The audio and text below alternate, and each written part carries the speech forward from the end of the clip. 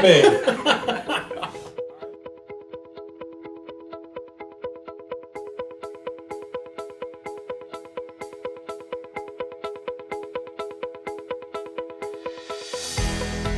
Gene, could you tell us a little bit about the leadership succession plan that you and the rest of the board of directors initiated last year?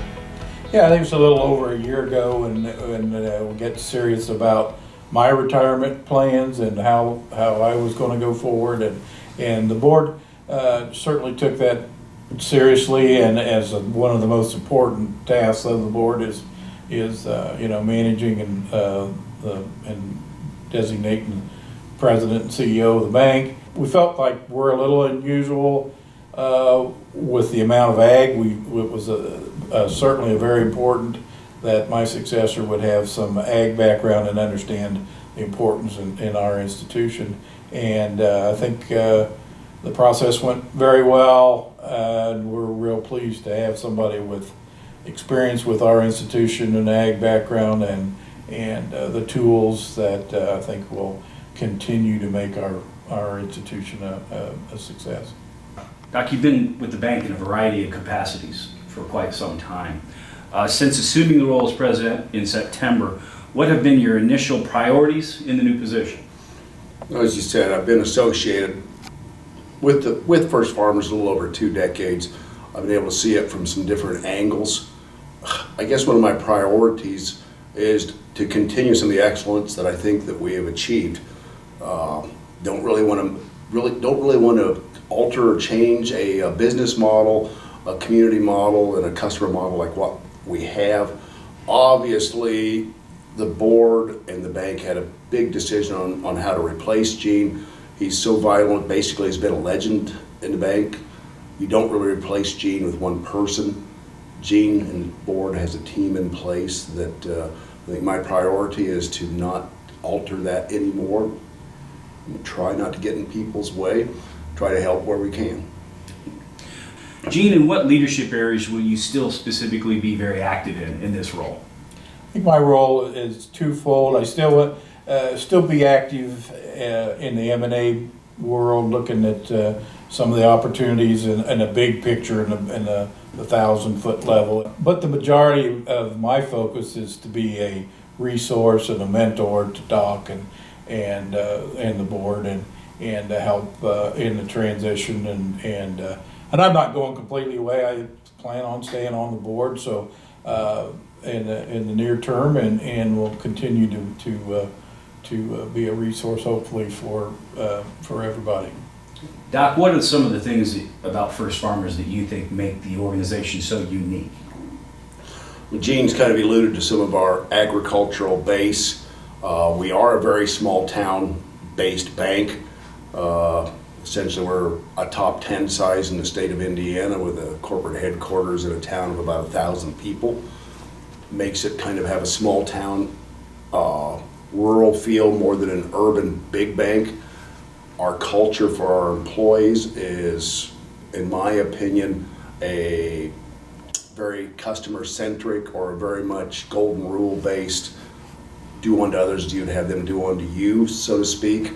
And we don't put rigid quotas or standards in front of our employees. We really encourage them to think outside of the box. We want them to be free thinkers. We don't want them to have to just make the sale. We want them to help our customers and obviously help ourselves at the same time. Gene, could you talk a little bit about the integration of being both an executive leader with First Farmers and sitting on the board of directors, which you both do? Yeah, I think that's very important to have an inside director and obviously the outside directors. And I've been certainly blessed with a great working relationship with directors through the years. The inside directors are important to have direct communications from the staff, the other management, and then have the experience of talking and communicating well with the board, the other rest of the outside directors. So I think it's very important. On that question, Doc, what are some of the things that have aided you in your executive role by sitting on the board previously? I like to have a saying that the waters look smoother when you are on the board. Once you get in, you realize there's a lot of human interaction. There's a lot of give and take.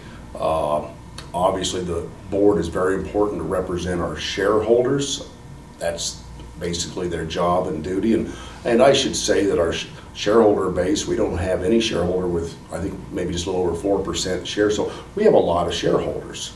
And the communication between shareholders and internal, it's been much more aware to me on the internal side, once I've joined the exec, how we can keep those lines of communication open, how we can stimulate thought processes, how we can move forward the best. And I do feel there's a role for inside directors to, or a responsibility, I should say, for inside directors to bring that to the board proper too. Gene, since you've been with the organization, there's been an incredible amount of growth. Could you offer any perspective on how the organization has evolved from a tiny community bank to what it is now? Yeah, I remember starting when a $200,000 loan was a big deal, and of course everything's grown. Farms have grown, and small businesses have grown, and today, we have developed depth in our lending staff and in our technology that we kind of pride ourselves into being able to provide any service that you need out there. Well, obviously, we've had significant growth. Part of it's been through merger and acquisition. Part of it's been organic. We have grown more from just a primary only ag focus to also a commercial focus. We've also gone from small towns into much larger towns, and we're continuing to try to get into larger towns. We still have that rural feel, but we offer enough technology. We offer enough services, not just in lending, but also in the retail or deposit side. Technology's made us competitive to stay even keel with the large banks in that area. And I guess there's many services that we offer, not just lending, not just deposits. We have wealth management, and we have a variety of ways that we can assist different customers. We're positioned for continued success and continued growth, and certainly look forward to the next 5-10 year period that our institution continue to be a success and a great investment for anybody, and a great place to work. As I said earlier, or as Gene just alluded to, our horizon going forward, you don't really replace Gene Miles.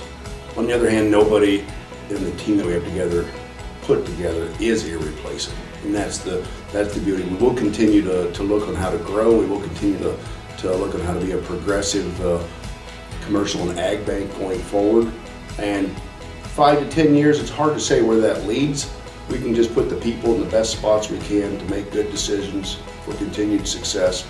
I feel we've been a great investment story in the past, and I really feel we will continue going forward that way. I'm Gene Miles, and I'm a farmer. I'm Doc Holt, and I'm a farmer too.